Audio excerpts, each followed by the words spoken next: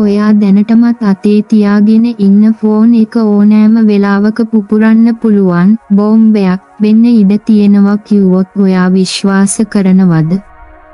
ඇත්තටම ඒක වෙන්නේ ෆෝන් එකේ වරදක් නිසා නෙවෙයි. අපි දිනපතා නොදැනුවත්ව කරන පොඩි වැරදි කිහිපයක් නිසා. අද අපි කතා කරමු ඒ ඇත්තටම මේ ලිතියම් බැටරි එකක් පුපුරන්නේ. ඒ වගේම ඔයාගේ බැටරි එකේ ආයු කාලය අවුරුදු ගාණක් වැඩි කරගන්න පුළුවන් නියම ටිප්ස් ටිකක් ගැන.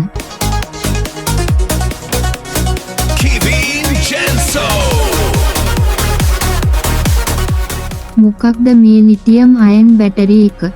අද කාලේ අපි පාවිච්චි කරන ස්මාර්ට්ෆෝන්ස්, ලැප්ටොප්ස් වගේම ගොඩක් ඉලෙක්ට්‍රොනික්ස් ඩිවයිසස් වලත් ප්‍රධානම ශක්ති ප්‍රභවය තමයි ලිතියම් අයන් බැටරි එක.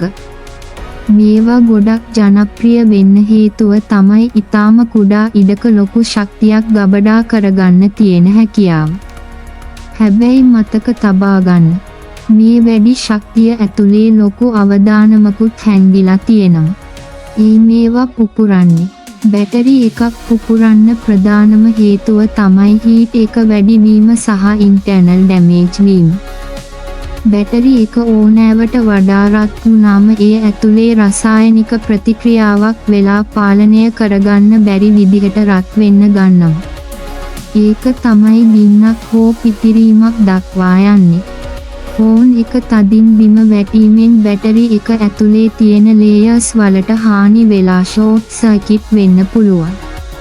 බාල වර්ගයේ චාර්ජර්ස් සහ කේබල්ස් නිසා වෝල්ටේජ් එක වෙනස් වෙලා බැටරි එක ඉදිමෙන්න ගන්නවා. මේ දැන් කියන්නේ යන ලක්ෂණ ඔයාගේ ඩිවයිස් එකේ තියෙනව නම් දැන්ම පාවිච්චි කරන එක නවත්තන්න. අංක 1 ෆෝන් එකේ ස්ක්‍රීන් එක හෝ පිටුපස කවරය නිරා ඇවිත් නම්. අංක 2 නිකන් තියෙද්දිත් ෆෝන් එක අල්ලන්න බැරි තරම් රත් වෙනවා නම්. අංක 3 බැටරි එක පැත්තෙන් අමුතු රසායනික සුවඳක් එනවා නම්.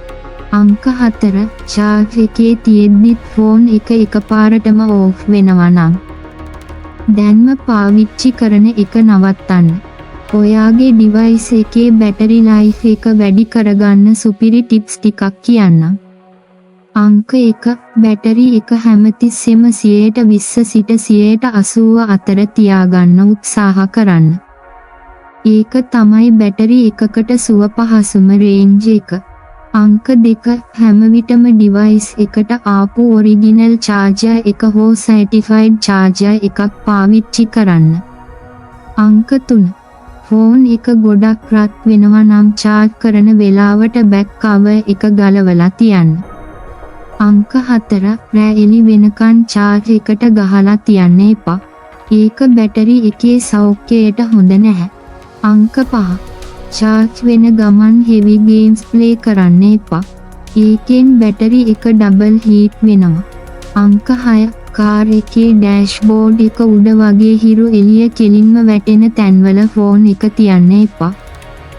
මේ පොඩි කරුණු ටික පිළිපැද්දොත් ඔයාට පුළුවන් ඔයාගේ වටිනා ඩිවයිස් එකත් ඔයාගේ ආරක්ෂාවත් දෙකම රැකගන්න. මේ වීඩියෝ එක වැදගත් කියලා හිතෙනවා නම් ලයික් එකක් දාලා යාළුවන්ටත් බලන්න ෂෙයා කරන්න. තාක්ෂණික ලෝකයේ මෙවැනිම වැදගත් තොරතුරු දැනගන්න කීන් ජෙන්සෝ අපේ YouTube channel එක දැන්ම subscribe කරලා තියාගන්න. මම කේවින් ඊළඟ වීඩියෝ එකෙන් ඉක්මනටම හමු වෙමු.